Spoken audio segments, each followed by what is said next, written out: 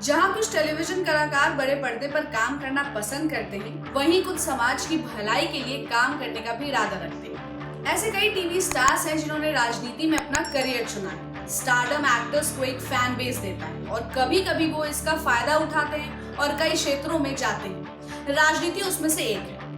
अब हम top 7 TV stars पर एक नजर डालते हैं जिन्होंने अपने करियर के रूप में एक्टिंग के साथ राजनीति को भी चुना।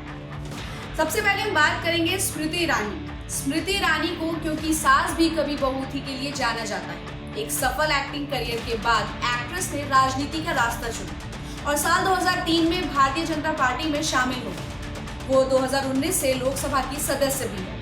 अपने ऑन स्क्रीन किरदार तुलसी की तरह स्मृति भी नेक है और राजनीति बहसों में अपनी तीखी राय देते हुए वो किसी से कतराती नहीं है। अब बात करते हैं शिल्पा शिंदे की।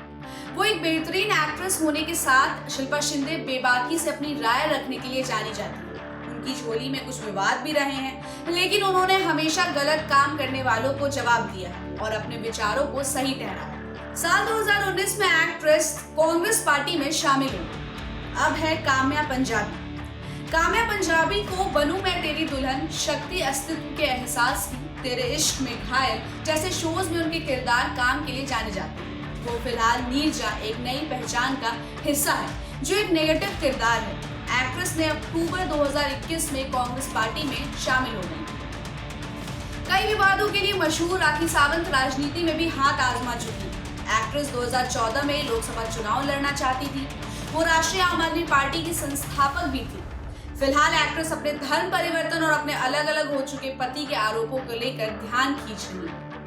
फिर है नाथ जेवर एक्ट्रेस चाहत पांडे। मध्य प्रदेश के दमोह में विधायक पद के लिए चुनाव लड़ने के लिए पूरी तरह तैयार है। एक चैनल के साथ बातचीत में चाहत ने खुलासा किया था कि उनकी मां की इच्छा थी कि वो एक राजनेता के रूप में उभरे और वो खुद भी एक राजनीतिक पार्टी का हिस्सा बनने के लिए काफी एक्साइटेड थी।